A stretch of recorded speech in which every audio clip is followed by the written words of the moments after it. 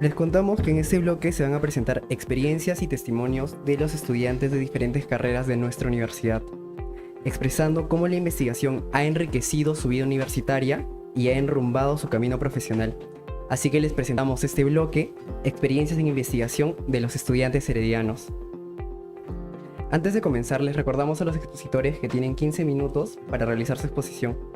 Así que, para comenzar, vamos a dar la bienvenida a Alonso Rojas, quien es interno de Medicina de la Universidad Peruana Cayetano Heredia y a la fecha ha publicado diversos artículos científicos y ha desempeñado roles claves en la Sociedad Científica de Estudiantes de Medicina Cayetano Heredia, o por sus siglas SOCEMCH, donde creó la línea de investigación en cardiología, así como en la Red Peruana de Estudiantes de Medicina, ASFEPAM, y la Asociación de Estudiantes Cayetano Heredia, por sus siglas AECH, donde fundó la Red Herediana de Investigación Científica y el Congreso de Investigación Herediana.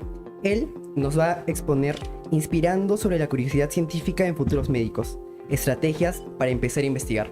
Así que, adelante, Alonso. En la charla del día de hoy yo creo que es importante el tomar 3 puntos a considerar. El primero, sobre el camino que tienen que seguir a veces los estudiantes, no tan solo de medicina, sino de pregrado, al momento de realizar investigación científica. El segundo punto es a veces el camino un poco tortuoso y a veces, dependiendo del caso, es un poco libre para que podamos realizar investigación, siendo también en pregrado, que se puede ver en muchos estudiantes. Y en tercer punto, lo que como universidad y como institución se puede lograr para poder sobrepasar estas dificultades que a veces tenemos. Entonces,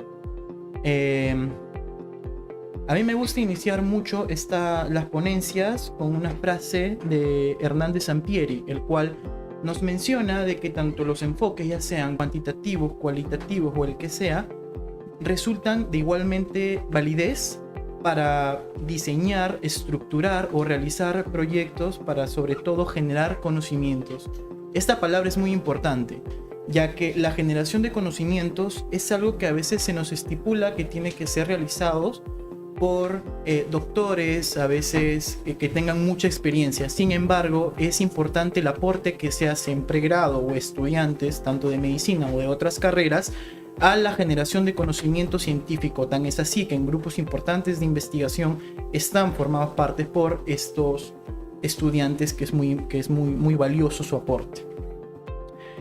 Siempre también me gusta realizar, y sobre todo esta charla que va enfocada tanto en parte a los estudiantes de pregrado, es por qué investigar me hace mejor profesional, ya sea mejor médico como en la parte de medicina, que es la carrera en la que estoy, o en general de cualquier carrera de pregrado, ya que debido a un problema científico que nosotros nos presentemos, sea cual sea posible, nos hace desempeñar un papel fundamental en la investigación, el cual nos permite aportar conocimiento o recopilar conocimiento para poder generar la evidencia científica y asimismo el poder generar estos aportes de una forma de calidad, ya que nos permite repasar la literatura científica y aplicarlos en la práctica. Y sobre todo, ya más tarde, cuando estos artículos son publicados o cuando forman parte de guías de práctica clínica, el poder generar un impacto social, que es al final el fin fundamental, creo yo, o el fin mayor que se tiene al momento de publicar artículos científicos, el que estos formen parte y sean políticas públicas para que así pueda generar un bien mayor a todo un país o en general a una organización internacional.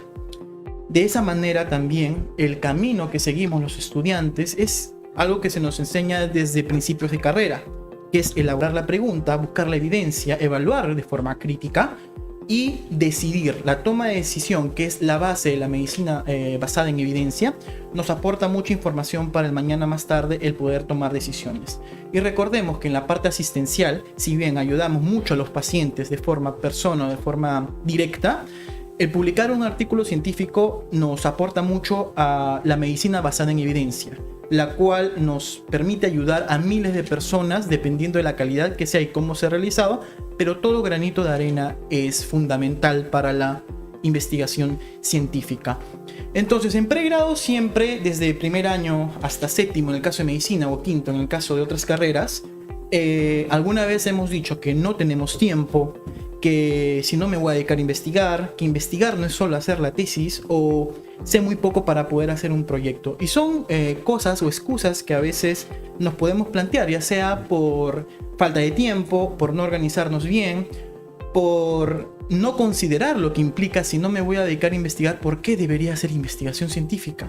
Por el otro lado, el hacer investigación científica te permite adquirir cualidades como es la lectura crítica, como es juzgar críticamente un artículo científico, el cual nos va a permitir mañana más tarde, cuando seamos profesionales, el no dejar pasar un análisis crítico de literatura científica por más que esté en una revista de alto impacto. Siempre es bueno tener una lectura crítica, ya sea el lugar o la revista donde esté publicada, para poder generar evidencias. El caso más palpable que hemos tenido recientemente es con la pandemia COVID, que se generó mucha evidencia que a veces no era bien interpretada por la mayoría de personas. Investigar no solo hacer la tesis. Evidentemente todos los estudiantes en algún punto vamos a tener que hacer la tesis. Es parte fundamental para poder egresar. Sin embargo, este no es el fin, porque todo estudiante, sobre todo estudiante herediano, como orgullosos que nos sentimos, es importante que tengamos a flor de piel que la tesis no es el único fin para hacer investigación, sino que podemos realizarla inclusive desde tempranos años. Hice muy poco para hacer un proyecto y por eso también va esta charla, que es cuál es el primer paso que debo de hacer yo para poder ser investigador científico sin necesidad de tener experiencia previa, o cómo es lo que debo de comenzar, que es lo que muchos se preguntan. Este es un gráfico muy importante y muy curioso que siempre lo tengo presente porque es un resumen de todo el contexto que tenemos que tener claro como primer paso para poder iniciar a hacer investigación científica. En este caso, aprender métodos, buscar un asesor, un mentor, escribir el protocolo, registrar el proyecto, buscar financiamiento, analizar los datos y registrar el proyecto o la tesis dependiendo sea de caso, y publicar como finalidad. En segunda instancia, oportunidades. Recuerden, para esta charla que está dirigida sobre todo a los estudiantes de pregrado de la universidad, que estamos en la Universidad Peruana Cayetano Heredia. Y aquí tenemos más oportunidades que en ninguna otra institución, felizmente. Dentro de nuestra institución tenemos una cantidad grande de institutos, de laboratorios, de entidades por los cuales podemos realizar investigación. Pero como me podrán confirmar algunos de mis compañeros, a veces no es tan fácil y amigable el poder realizar esta investigación dentro de los laboratorios. Es todo un proceso que se sigue, que más adelante vamos a tener que hablar o tener que recordar. Y para todos los que están en la ponencia, que nos están viendo por Zoom o por video, está algo que es muy desconocido por los estudiantes de pregrado o por la gran mayoría, que es nuestra universidad tiene un catálogo de investigación.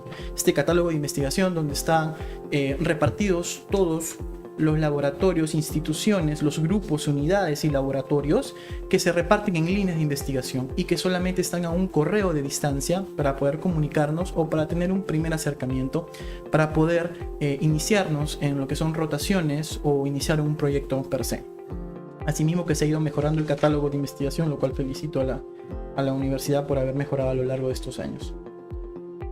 Recordar de que todo se basa en el método científico. Lo que se nos enseña desde el colegio, el observar, plantear preguntas, generar una hipótesis, conducir el experimento, buscar la conclusión, algo tan básico que a veces se nos expresa desde temprana edad, es algo que realmente se practica en la investigación científica. Asimismo, es muy importante el tema de la inspiración, ya sea ideas que nosotros tengamos en casa, en clases, en podcast o cualquier idea mínima, siempre es buena iniciativa para poder realizar o poder inspirarnos para poder realizar un proyecto de investigación. Como tercer paso, escoger un tema de tu interés que de verdad te guste. Esto es muy importante porque en nuestros compañeros o estudiantes de pregrado que inician un proyecto de investigación muchas veces los terminan dejando de lado. Y eso es porque a veces no se concientiza o no se interioriza un proyecto o un tema que de verdad nos guste y nos intrigue. Observar qué es lo diferente, los antecedentes, qué es lo que se sabe versus qué es lo que no se sabe, si se puede mejorar esto. Consultar a expertos docentes. Nuestros docentes que tenemos en clase o doctores siempre van a estar dispuestos, bueno, casi siempre van a estar dispuestos para generar o a darnos charlas sobre nuevos enfoques o acercarnos a a hacer un proyecto de investigación. Prioridades en salud, mortalidad, morbilidad, ¿qué es lo que nos puede interesar ahí? En ciencias, vacíos de información por los cuales podemos llenar. Y nuevos métodos para la mejora. Como cuarto paso, conocer el tema, porque para poder hacer un proyecto o hablar del tema tenemos que conocerlo. Y acá es muy importante, porque a veces la revisión de información o de bibliografía que se encuentra o que realizamos tan exhaustivamente no tan solo se limita a PubMed o a Scopus o a buscadores como los que acabo de mencionar, sino a que en toda la red hay distintos buscadores de información, ya sea Scopus, PubMed, Lilacs, Web of Science, en los cuales se pierde mucha información al momento de hacer la búsqueda del mismo. ¿Qué se sabe versus qué es lo que no se sabe? ¿Qué tanto conocimiento tengo sobre mi problema? ¿Cómo lo abordaron otras personas y qué diferente lo puedo abordar yo? ¿Qué diseños o métodos o instrumentos emplearon? ¿Qué instrumentos están validados acá en mi país para que yo los pueda realizar? ¿Cuál es la relevancia de mi pregunta de investigación o qué vacío de información cubre la investigación que estoy planteando? Sobre todo, el tener este enfoque como estudiante nos permite abrir muchas puertas para poder delimitar bien nuestro proyecto, nuestro trabajo de investigación a futuro. Una de las cosas muy importantes que a veces nos limita un poco al momento de realizar en nuestra idea, nuestro proyecto de investigación, es evaluar la viabilidad versus la factibilidad. Y la viabilidad tanto de poder realizarse como de poder generarle desde un punto de vista de un estudiante. Asimismo, la relevancia del estudio depende de los costes, ya sea costo humano, de tiempo o de dinero. Siempre es bueno replantear la idea de investigación para que desde la verbalización hasta la búsqueda de antecedentes específicos sea prudente. El molde que usamos en la universidad está en nuestra página web, registrar el proyecto, y lo más importante ya para finalizar esta pequeña ponencia es el asesor versus el mentor. El asesor es aquella persona que nos puede guiar, pero el mentor es aquel doctor, aquel asistente, aquel guía que nos puede estar en todo momento. Y siempre importante competir, chicos, siempre, ya sea presentarte a becas de estímulo o internacionalmente. Y siempre fallar, resistir y no desistir. Eso es importante para todos los estudiantes en pregrado. Las recomendaciones finales y una pregunta que posiblemente la vamos a discutir después. Muchas gracias, Alonso, por tan bella exposición. Ahora invitamos a Nilson Vázquez, quien es profesional de educación de la Universidad Peruana Cayetano Heredia, egresado como tercio superior, quien fuera presidente del Centro de Estudiantes de Educación de nuestra alma mater, donde lideró la gestión y promoción de proyectos, talleres y conversatorios educativos. En la actualidad, él se desempeña como docente de educación primaria en una institución educativa parroquial de Chosica. Nilson nos presentará investigación educativa en la ruralidad, retos y hallazgos. Te invito a pasar el podio. Adelante, Nilson. En esta oportunidad, como representante de la carrera de educación, que es muy importante mencionarlo, en este caso a nuestra casa de estudios, por la carrera de educación, porque es muy necesario y relevante en este momento indicar que a veces cuando nosotros mencionamos a Cayetano Heredia, la mayoría lo enfoca por salud, pero en este caso tenemos que nosotros enfatizar que también está este pilar fundamental que es la educación. Nosotros sabemos que la salud y educación son los pilares fundamentales en este caso. Ok, para comenzar, se ha titulado esta ponencia como experiencia de la investigación educativa en la ruralidad, los retos y hallazgos. ¿Cuáles fueron las motivaciones en este caso que dieron pie a esta investigación? En este caso hay 4 puntos esenciales que tanto con mi equipo de investigación y mi persona pudimos identificar. 1. La identidad. Al pertenecer a una zona rural, mi persona en este caso, ¿qué es lo que sucede? Nosotros hemos conocido estas particularidades de las zonas rurales. ¿Cuáles son estas necesidades que tiene? Esto va en correlación con la carencia investigativa. Los investigadores mayormente están, en este caso, enfocados a las zonas urbanas. Es decir, hay menos investigaciones que se pueden realizar en las zonas rurales. Y nosotros, ese es lo que nos pudimos dar cuenta. Aparte de ello, ¿cuál es lo que motivó para que nosotros podamos, en este caso, saber y enfocarnos en esta investigación? La perspectiva docente. Retrocediendo en este caso, la investigación se llamaba Narrativa del Tránsito de la enseñanza presencial a lo virtual en docentes de educación primaria de la provincia de Huaylas Ancash. Entonces, perspectiva docente, ¿por qué? Porque es darle la voz a los docentes. Es muy importante que los docentes sepamos nosotros comunicar cuáles son las ideas, cómo ha sido este tránsito de la presencialidad a la virtualidad, cuáles han sido sus perspectivas, sus emociones, sus ideas que han tenido. El cuarto punto, interés colectivo. ¿Por qué el interés colectivo? La pandemia es una de las situaciones que a todos nos ha dado un efecto. Todos nos hemos visto inmersos en esta situación. Entonces, al igual que los estudiantes, los docentes también han estado inmersos en este mundo. En cuanto al soporte, voy a dar un énfasis a dos partes esenciales, en este caso la asesoría y al equipo investigador. Asesoría. Gracias a la doctora Teresa Fernández Bringas que se ha realizado esta investigación, lo que se puede rescatar en cuanto a la asesoría son las clases magistrales. En este caso, los últimos ciclos han sido muy valiosos para que nos pudiese mencionar de manera teórica cuáles han sido y cuáles son las teorías para realizar las investigaciones. Otro, la atención inmediata.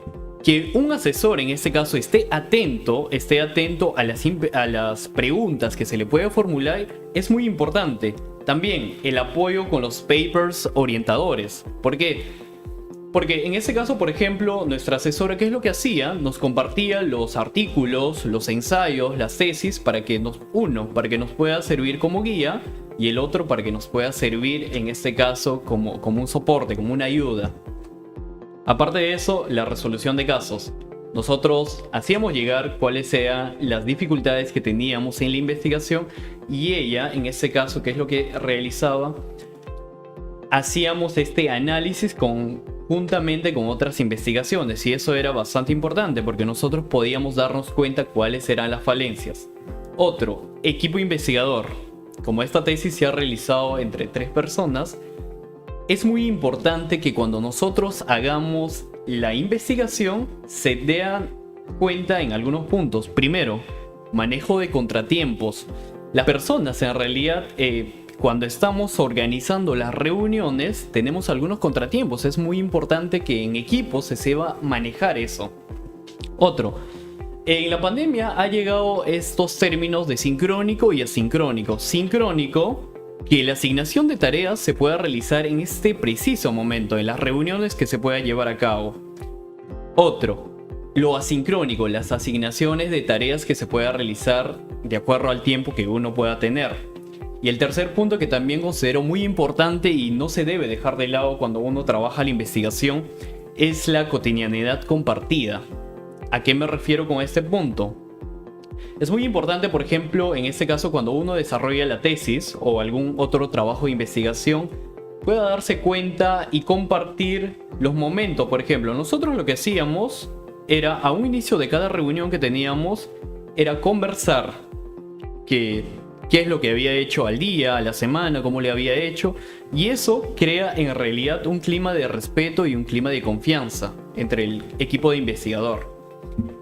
Entre estos dos puntos hay una sincronía, lo que tenemos la motivación, tanto por la asesoría y equipo de investigación. También la retroalimentación que recibíamos por parte de la asesora y también la retroalimentación que entre nosotros dábamos. Las reuniones programadas, que son muy importantes, tanto sincrónicas y asincrónicas, tal como se ha indicado. El clima de respeto y confianza que se tiene de manera tanto con la asesoría y con el equipo investigador. Hay puntos positivos en este caso, en esta investigación. Por ejemplo, la validación de la entrevista por los expertos.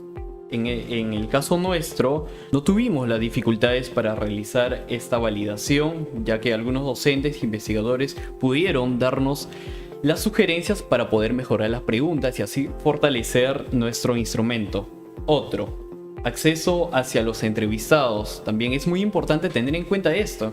Nosotros, como habíamos trabajado con docentes, en este caso, como teníamos cierto conocimiento de las personas que iban a ser entrevistadas, no había una dificultad. También, gestión óptima de datos.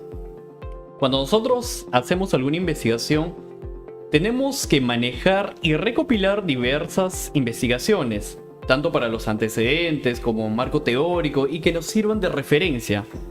Y estos documentos nosotros tenemos que tenerlo organizados. Nosotros, por ejemplo, la plataforma que bastante usamos es el Drive. El Drive nos ha servido bastante para poder manejar estos datos y no perder ningún documento. También, el trabajo permanente del equipo. Es muy importante que haya solidez y confianza con todo el equipo. Entonces, estos puntos positivos, ¿para qué nos va a servir? En realidad para saber qué cosas nosotros tenemos que tener en cuenta cuando hagamos una investigación. También, la constante interacción con la asesora en este caso. Tuvimos una grata oportunidad de tener la asesoría de la doctora Teresa Fernández, quien en realidad lo que hacía era estar pendiente de todas las preguntas, todas las dudas que nosotros teníamos. Y es relevante que haga eso una asesora. Ok, acá por ejemplo se muestra una parte de los resultados de la investigación que se pudo dar cuenta. Nosotros, como habíamos hecho bajo el enfoque cualitativo, el tipo de investigación en este caso de historias de vida, nosotros tenemos acá, por ejemplo, que se está señalando por hitos importantes. Primero, experiencia en la presencialidad. Los docentes nos contaban cuáles han sido las experiencias que han tenido en la presencialidad. Por ejemplo, cómo eran los estudiantes. Aprendían a través de los juegos, había una comunicación directa con los padres de familia, etc. También acá podemos ver las fotografías que ellos representan a la presencialidad. Acá, como se puede ver, un papelote, por ejemplo, que ellos mismos trabajaban. Luego, ¿qué pasó cuando inició la pandemia? Hubo una tristeza y preocupación, tal como comentaban. Después vino estas dificultades ya de la virtualidad, porque valgan verdades, los docentes de la zona rural tuvieron esta dificultad mayormente en cuanto a la virtualidad. Y acá, como se puede ver, las dificultades en las que no pudieron intervenir y en las dificultades en las que sí pudieron intervenir, pero que por diversas razones no lo hicieron. También, nosotros acá hicimos un análisis de la virtualidad. ¿Qué es lo que significa para ellos esa virtualidad? Una limitación de cobertura, el anhelo de la no virtualidad. Ellos no quisieran regresar otra vez a la virtualidad, y esto nos da bastantes ideas positivas, ¿no? Para saber qué políticas públicas podemos orientar. También el bajo aprendizaje que se ha tenido en la virtualidad. También, como otro hito importante, es la añoranza de la presencialidad.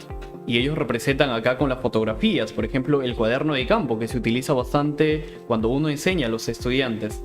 También acá los materiales educativos, como se puede observar, un cuaderno, un libro, los plumones y todo ello. Todos estos materiales, por ejemplo, se había dejado de lado. No estaban trabajando los estudiantes de manera directa con su docente, sino apartados individualmente en la virtualidad. Pero ¿qué pasó? No se quedó acá. Ellos tuvieron que afrontar los desafíos en este caso. Tuvieron que preparar los materiales, los docentes. También el apoyo del familiar fue fundamental, ¿no? Y también el uso del WhatsApp. Ellos lo que comentaban es que el WhatsApp se había convertido en ese pilar fundamental para que la enseñanza pueda transitar desde el docente hacia los estudiantes.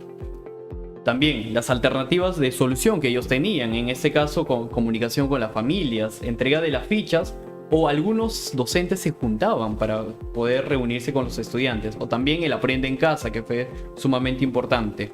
¿Y cuáles fueron los logros que ellos habían tenido? Esa familiarización con los TICs. En realidad, a pesar que tenían dificultades, ellos mejoraron en eso. Aprendieron algunos programas, aprendieron a utilizar, por ejemplo, el WhatsApp, algo que anteriormente ellos no lo utilizaban frecuentemente.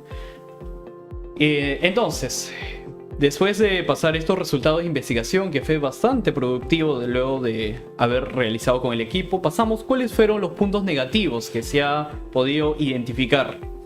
Por ejemplo, 1. Escasas investigaciones referentes al tema. Eso suele pasar. Por ejemplo, nosotros, como habíamos tenido, en este caso, una investigación exploratoria de la pandemia, recién estábamos en ese año, entonces faltaban documentos. Otro, subestimación del tiempo para la recolección de datos. Se tiene que definir tiempo adecuado para que se pueda recolectar estos datos.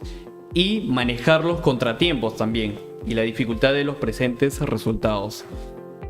Entonces, bajo estas investigaciones, ¿qué recomendaciones se puede dar a los futuros investigadores, en este caso tanto de educación y de otras facultades? Uno, partir de una buena y variada fuente de datos. Es muy necesario que se pueda revisar diversos datos, diverso marco teórico. Otro, mantener este clima de confianza y respeto tal como se había mencionado.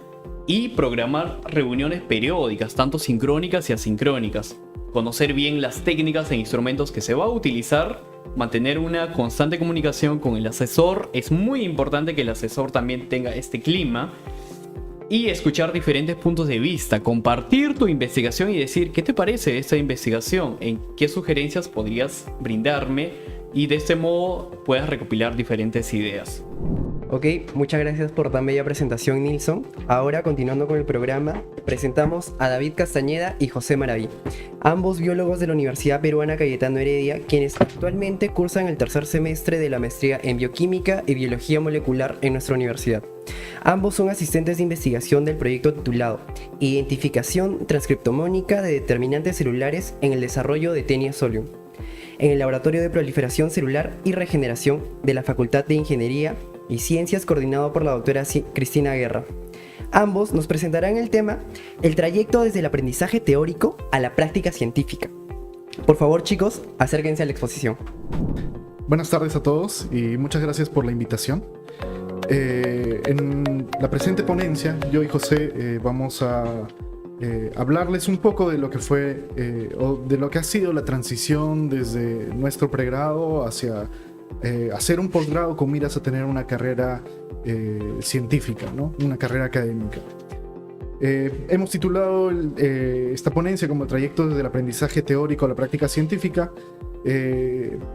para poder mostrarles que en realidad la transición de lo que uno aprende en clase hacia lo que uno realiza directamente en el laboratorio como investigación puede tomar muchos caminos, ¿no? Y algunas veces no son tan amigables como aparentan. Voy a ceder la palabra ahora a mi compañero José para que... Muy buenas tardes a todos. Voy a empezar entonces con la primera parte de lo que es mi experiencia en este trayecto desde el aprendizaje teórico a la práctica científica. Bueno, inicialmente en el 2015, ¿no? Yo empecé a realizar lo que era mi proyecto de tesis de pregrado, en el cual me estaba enfocando en una investigación aplicada a la detección de ciertas proteínas en una enfermedad que se llama la neurocisticercosis, ¿no? Unas proteínas de eosinófilos, que son células de la sangre del humano, que a partir de monitorear estas proteínas pensábamos ver cómo evolucionaba esta enfermedad, ¿no? Inicialmente yo no pensaba trabajar con proteínas, ¿no? Mi primera frustración fue que yo siempre decía, no, voy a ser biólogo molecular y me encantaría trabajar con ADN, ARN, ¿no? Transformar bacterias, etc. Pero lamentablemente en ese entonces no tenía la suficiente capacidad teórica y práctica que me permitiera seguir pasos muy finos como para trabajar con este material. Entonces me dijeron, vas a trabajar con proteínas, ¿no? Y dije, bueno, poco a poco iré aprendiendo y llegaré a trabajar con lo que quiero. En ese trayecto postulamos un proyecto que se llamaba justamente la identificación de proteínas granulares de eosinófilos para el monitoreo de la neurocisticercosis, y ganamos el Porturas de ese año, en el 2016, ¿no? Entonces eso fue un golpe de una inyección de ánimo, ¿no? A lo que vendría a ser esta trayectoria que estaba empezando, y a partir de ahí empezaron unas nuevas inseguridades, ¿no? Como por ejemplo, una vez que ganas el Porturas, no es simplemente que ya tienes todo al alcance de tu mano, como es el presupuesto que te dan para facilitar la investigación. La primera dificultad era que para acceder a estos fondos, por ejemplo, toma bastante tiempo, ¿no? Tienes que presentar tu proyecto a un comité de ética que ya estaba aprobado, pero como yo tenía que recurrir a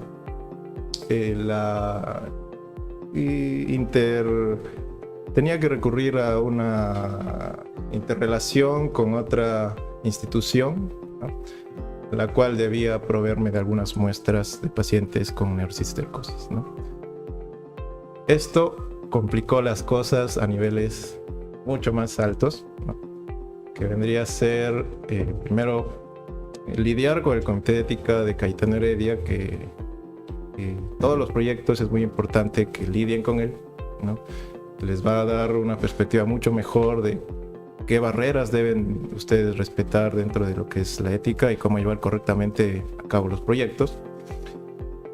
Y lo segundo fue la barrera del comité de ética del hospital con el que estaba trabajando. Entonces, en conjunto, estos dos actos protocolares que se tienen que hacer antes de la experimentación tomaron más de medio año, ¿no? Entonces, si yo estaba en el 2015, empezaba mi tesis, en el 2016 todavía estaba estancado en la parte administrativa, ¿no? A pesar de eso, donde ustedes ven este cuadrito de amarillo, ¿no? Ese fue el resultado de mi tesis, ¿no? Inicialmente yo pensaba identificar 4 proteínas que me permitieran monitorear esta enfermedad, pero logré hacerlo con 1, ¿no? ¿Por qué motivos? Justamente por estas restricciones, la difícil comunicación entre instituciones, ¿no? Era bastante complejo poder coordinar con el hospital y coordinar con la propia universidad para poder lograr un número significativo de muestras que lograra alcanzar los objetivos finalmente planteados, ¿no? Luego de esto, yo abandoné por un tiempo, me retiré por un tiempo de lo que es la investigación en mi carrera, ¿no? Y me dediqué a lo que viene a ser, por ejemplo, el laboratorio clínico, como ven en la primera foto. Luego también me dediqué a lo que es la educación, ¿no? Pero una vez que tú tocas la investigación básica, la investigación aplicada, hay algo que queda en ti y te dice: esto que estás haciendo no te está satisfaciendo, no te está llenando de satisfacción, ¿no? Es difícil de explicar. Aquellos que han pasado por eso seguramente me entenderán. Entonces regresé a Cayetano, ¿no? Conversé con mis compañeros de laboratorio y ellos me dijeron que sabían que iba a regresar, ¿no? Y entonces ahí pueden ver que una foto de que era el antiguo equipo de trabajo con el que trabajo, ¿no? Evidentemente muchos de ellos ya están fuera del país, tienen sus doctorados, están trabajando en otros sitios, ¿no? Y bueno, aquí está David Castañeda, que también me estaba acompañando en ese entonces, ¿no? ¿Qué hacemos actualmente, no? Paso a paso, como digo ahí, el camino se te va revelando, ¿no? Las cosas que vas haciendo te van diciendo: por aquí no te convence, no es lo que tienes que hacer. Entonces inicié la maestría ya hace 1 año y medio, ¿no? Casi, donde pude reencontrarme con la doctora Cristina, que yo a quien aprecio mucho por todo el apoyo que nos ha brindado, ¿no? Esta vez en un proyecto que estaba nuevamente conectando a 2 universidades. Esta vez ya no era un hospital y una universidad, esta vez eran 2 universidades, ¿no? Y era un equipo bastante bueno, muy eficiente. Y logramos hacer el transcriptoma de Taenia solium en el que estamos trabajando actualmente. Conocí a mucha gente muy capaz, mucha gente que, aparte del apoyo profesional, también te da el apoyo emocional, ¿no? Nuevamente postulamos Son Porturas, ya como asesores, ya no como candidatos, sino como asesores de Porturas, y ganamos nuevamente otro Porturas asociado a Taenia solium, ¿no? Ahí están nuestros compañeros de la maestría, algunos de ellos, y lo más importante de todo esto es que seguimos aprendiendo, ¿no? Seguimos aprendiendo mucho. Y básicamente mencionarles también por último que siempre va a haber algunas adversidades, como en el campo de la biología molecular, por ejemplo, con lo que más peleamos con los científicos, a nosotros no nos gusta el lado administrativo, ¿no? Es como, quiero comprar ciertos reactivos que son muy raros, muy específicos, y tardan 3 meses en llegar, por ejemplo, ¿no? Entonces decimos, ¿por qué tarda tanto? ¿Por qué hace tanto? Entonces, a veces debemos de poner de lado ese pesimismo hacia lo administrativo y tratar de ayudar un poco a que las cosas fluyan más rápido, ¿no? Entonces, ese es el mensaje que les puedo dejar, que sigamos todos aprendiendo y vamos para adelante, ¿no? Gracias.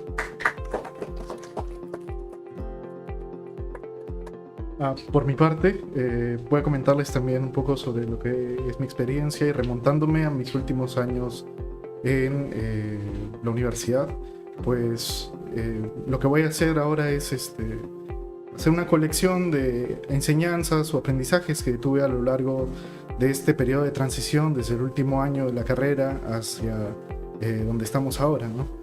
Y creo que la primera enseñanza que la aprendí un poco tarde durante el pregrado, de hecho en mi último año de pregrado, fue atreverme a salir de mi zona de confort, ¿no? No todo está directamente en las aulas, sino que las oportunidades están allí disponibles y en mi caso pude realizar una experiencia de investigación como parte de un intercambio en Chile donde pude aprender muchas técnicas muy novedosas que en su momento no podría haber realizado aquí mismo, ¿no? De todas formas, esas enseñanzas, esos aprendizajes yo los pude traer acá para poder afrontar lo que sería mi tesis, ¿no? En el mismo laboratorio, el laboratorio de proliferación celular y regeneración. Adicionalmente, pues no hay que temerle a aprender lo que es muy nuevo, muy complejo. Yo creo que algunas veces nos estancamos aplicando técnicas que pueden ser bastante cotidianas, muy usadas, y olvidamos un poco el lado de la innovación. Y al menos en mi experiencia y con la ayuda también de la doctora Cristina y mis compañeros de laboratorio, pues siempre me han estado empujando a poder animarme a utilizar metodologías que puedan ser poco convencionales, ¿no? Nuevas técnicas, por ejemplo. Y de hecho, al terminar la carrera, pues me animé a pues mandar diferentes correos a diferentes investigadores y pude hacer una pasantía en la Universidad de California en Berkeley, donde pude aprender de estas técnicas bastante complejas, con siempre la intención de poder aplicarlas en la investigación en parásitos, que es lo que a mí me interesa, ¿no? Fruto de esto fue una publicación que hace unos cuantos años recién vio la luz. Y uno de los momentos duros durante mi experiencia ha sido la pandemia, en la cual pues tuve que interrumpir esta pasantía de investigación y me dediqué netamente a mi tesis y también a poder a poder difundir un poco más de lo que yo había aprendido al realizar mi tesis, ¿no? Y fruto de esto son una sustentación de tesis y la presentación de un póster en una conferencia, en este caso virtual, ¿no? Pero siempre se puede aprender algo nuevo a pesar de que las condiciones no ayuden mucho, ¿no? En este caso la pandemia. Y posteriormente, después de terminar la pandemia, la pregunta que nos hacemos todos al terminar el pregrado o sustentar la tesis, etcétera, es ¿qué hago ahora, no? Y para mí estaba muy claro, era retornar a los laboratorios. Y en esta última experiencia de investigación que tuve fuera, pues me ayudó a darme cuenta de que a veces es importante tomar una pausa, tomar perspectiva y poder analizar lo que uno de verdad quiere, pues, ¿no? Y eso también es muy importante en cuanto a cuidado también de la propia salud mental. Y bueno, finalmente regresé acá a Cayetano se regreso a casa y específicamente al Laboratorio de Proliferación Celular y Regeneración. Y acá con José pudimos, somos parte de este proyecto bastante ambicioso, que efectivamente nos está dando muchas más alegrías que tristezas, ¿no? Eso sería todo. Muchas gracias, chicos. Ha sido una excelente presentación. Continuando con el programa, invitamos a Giselle Quispe y Albina Kaki, quienes son estudiantes del 10º ciclo de la carrera de Educación Primaria Intercultural Bilingüe, donde forman parte del tercio superior de su carrera, y ambas nos compartirán sus experiencias en investigación formativa a través de la ponencia Vivenciando la Investigación desde la Facultad de Educación. El título de nuestra investigación inicial es Elaboración y uso del calendario comunal agrofestivo en 2 instituciones educativas públicas de Inicial E y B, provincia de Abancay y Aymaray, región Apurímac. Las investigadoras somos mi persona, Kaki Garay Albina Ige, mis compañeras Menacho Suárez, Daisy Yuli y Judith Pauja Huitrón. Nuestra asesora es Maya Beatriz Maurial Maqué y la línea de investigación que seguimos es Educación Intercultural. Planteamiento del problema. ¿Cómo se usa el calendario comunal agrofestivo en el desarrollo de los aprendizajes de niños y niñas en las 2 instituciones educativas públicas de la provincia de Abancay y Aymaray de la región Apurímac? Bueno, según Valladolid 2022, el calendario comunal agrofestivo es una herramienta fundamental para los procesos pedagógicos y nosotras en nuestro estudio pudimos identificar que no se incorporan a los actores de la comunidad, ya sean sabios, sabias, padres y madres de familia.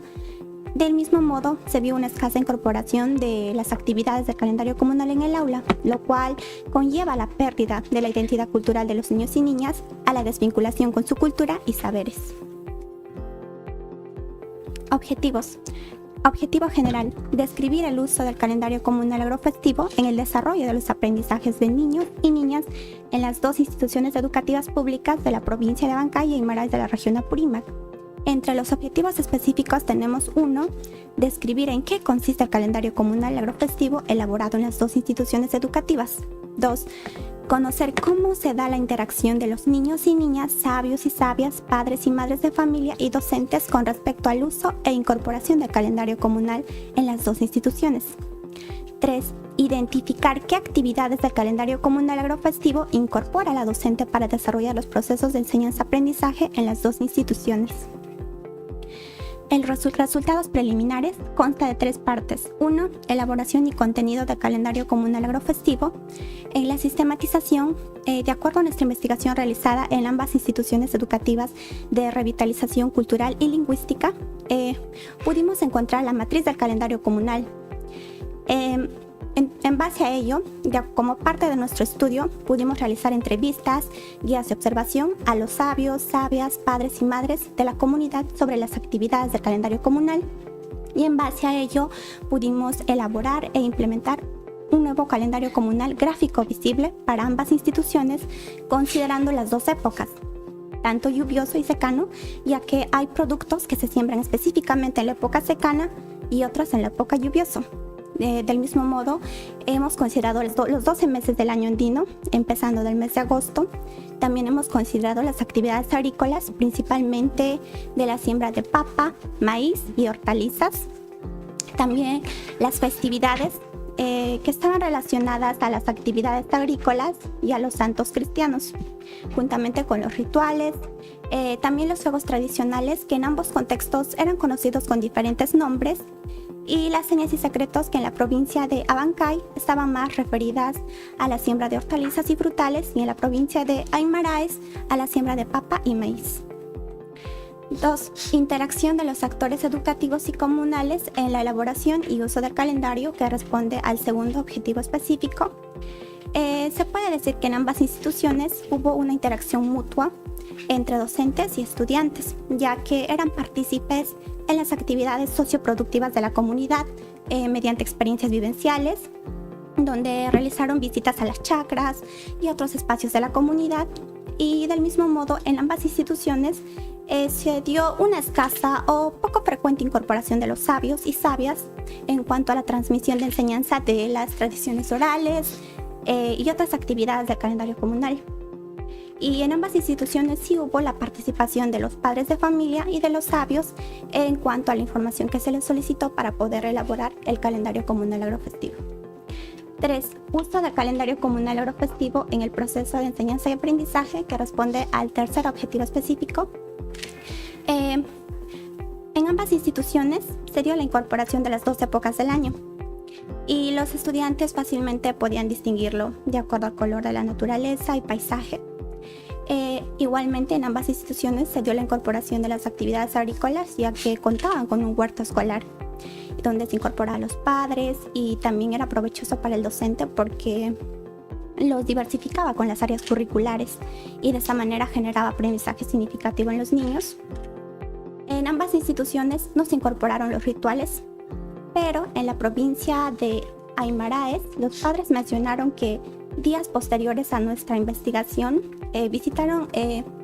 fueron partícipes en la siembra de maíz, donde evidenciaron el ritual del Sami o Tincay. También en ambas instituciones se incorporaron las festividades mediante canto y baile, ya que eran festividades propias de la comunidad y los niños están inmersos a ello. En cuanto a los juegos tradicionales, en ambas instituciones se incorporaron mediante talleres, en el juego libre, en los recreos, principalmente por iniciativa propia de los estudiantes. En cuanto a las señas, en ambas instituciones se incorporaron de manera limitada, ya que en la provincia de Abancay se incorporaron solo la seña del pato y del sapo, y en la provincia de Aymaraes solo la seña de la araña para predecir la lluvia. En cuanto a los platos típicos, en ambas instituciones se incorporaron de manera moderada, en la provincia de Abancay con la participación de las madres y del puesto de salud. ¿De qué manera se da la promoción de la investigación desde la Facultad de Educación? Bueno, como primer punto importante consideramos el contraste entre la teoría y la práctica, porque desde los inicios de nuestra carrera los docentes nos brindaron temas nuevos y novedosos, lo cual nosotros decidimos llevarlo a la práctica, constatar con la realidad, y a partir de ello surgió la curiosidad, el interés por nuestro tema a investigar. Otro punto importante es el acompañamiento del asesor, ya que desde el momento que nos asignan nuestros asesores, ellos están constantemente guiándonos, orientándonos paso a paso en todo el proceso de nuestra investigación. Asimismo, hemos acudido a revisar otras tesis e investigaciones de las promociones que ya egresaron y realizaron sus investigaciones en torno a nuestro tema, básicamente para poder guiarnos y citarlos. Y otro punto importante es que al culminar nuestra trayectoria universitaria, desde la facultad como requisito importante es optar por el título, lo cual a nosotros nos motiva a crecer académicamente para poder llevar a cabo esta investigación y de esa manera seguir aportando a otros estudios. Ahora doy paso a mi compañera Giselle. Muchas gracias, Elvina. Bien, por el lado de primaria tenemos como título el tratamiento de la lengua quechua en una escuela EIB de fortalecimiento de Ayacucho. Los autores son Jasasueldo Iván, Olortegui Artica Gabriela y mi persona. Nuestro asesor fue el profesor Hernán Lauracio Ticona y nuestra línea de investigación es lengua y cultura. Nuestro planteamiento de problema es cómo es el tratamiento del quechua en los procesos de enseñanza en una escuela EIB de fortalecimiento de Ayacucho.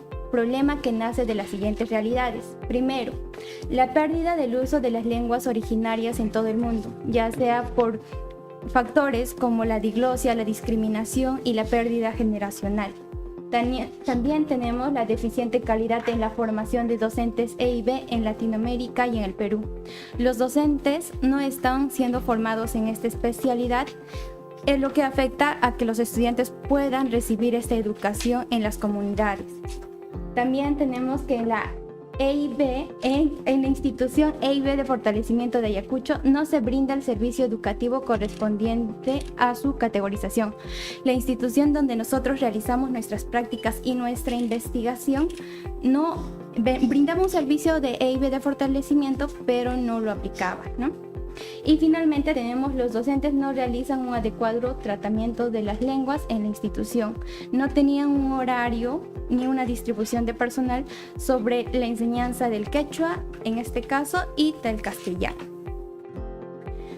En relación a nuestra investigación tenemos los siguientes objetivos. Como objetivo tenemos describir el tratamiento del quechua en los procesos de una enseñanza-aprendizaje en una escuela EIB de fortalecimiento de Ayacucho. Nuestros objetivos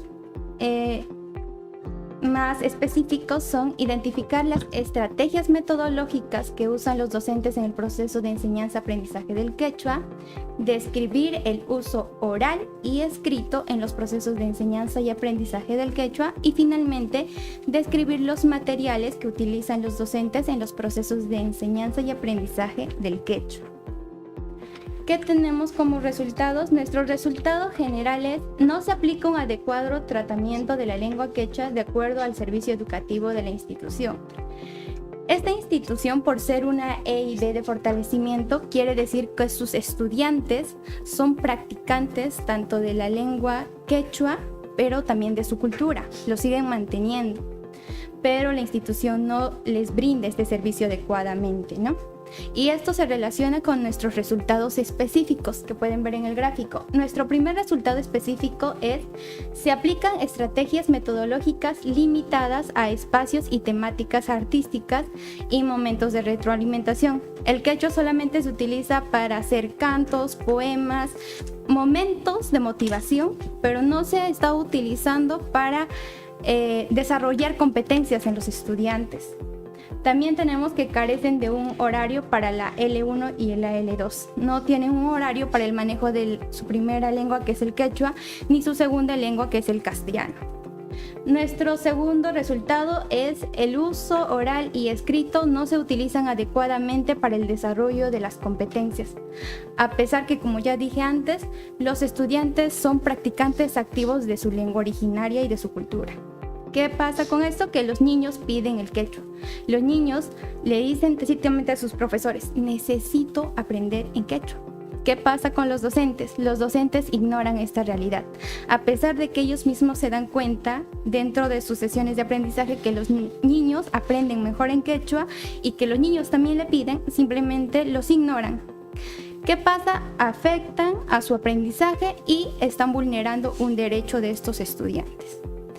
Finalmente tenemos nuestro resultado número 3, que es: los docentes no aprovechan los materiales proporcionados por el Estado. El Estado, la MUNEDU, les ha proporcionado a estas instituciones los materiales en quechua para diferentes áreas curriculares como matemática, comunicación, personal social, pero estos materiales lamentablemente están dentro de cajas, escritorios empolvados y los docentes no tienen acceso a ellos. También encontramos que elaboran materiales en quechua en forma escasa para apoyar sus estrategias. Los docentes hacen algunos materiales en quechua para sus momentos de motivación, para que los estudiantes sigan sus estrategias, pero no se va más allá, que es desarrollar la competencia, nuevos aprendizajes en los estudiantes. Bien, ahora queremos enseñarles un poco sobre nuestra motivación para nosotros investigar. Y esto lo hicimos en ambos grupos, ¿no? Y el primero fue profundizar en el conocimiento. Tal vez ambos grupos teníamos una idea general lo que era el tratamiento de la lengua quechua o también lo que era el calendario comunal, pero simplemente no sabíamos más allá. Y con esta investigación pudimos adentrarnos ahí, ver sus estrategias, buscar más a fondo, ¿no? También tenemos transformar el conocimiento hacia el bien común que buscamos con nuestra investigación. No que se quede en un informe, sino también queremos que ayude a esas comunidades que tienen estos problemas o a otras que tienen problemas similares. También está el indagar sobre un interés que surge de la realidad. Nosotros como estudiantes de EIB y profesores de EIB hemos ido a distintas comunidades del Perú en ámbitos urbanos, rurales, en instituciones EIB de fortalecimiento, urbanas, de revitalización, las cuales cumplen diferentes características, donde ahí nos nacen diferentes tipos o temas de investigación. Y finalmente tenemos existen diversas formas de investigar. La investigación no solo se da en un laboratorio, no solo se da desde una computadora, no, la investigación también se da desde diversos campos. Y nuestro campo, en nuestro caso, fue esas comunidades que tal vez muchos no llegan, pero como nosotros como docentes de EIB sí lo hemos hecho y eso sería todo. Muchas gracias, Añay, o Tupanean Chiscama, como decimos en quechua. Muchas gracias.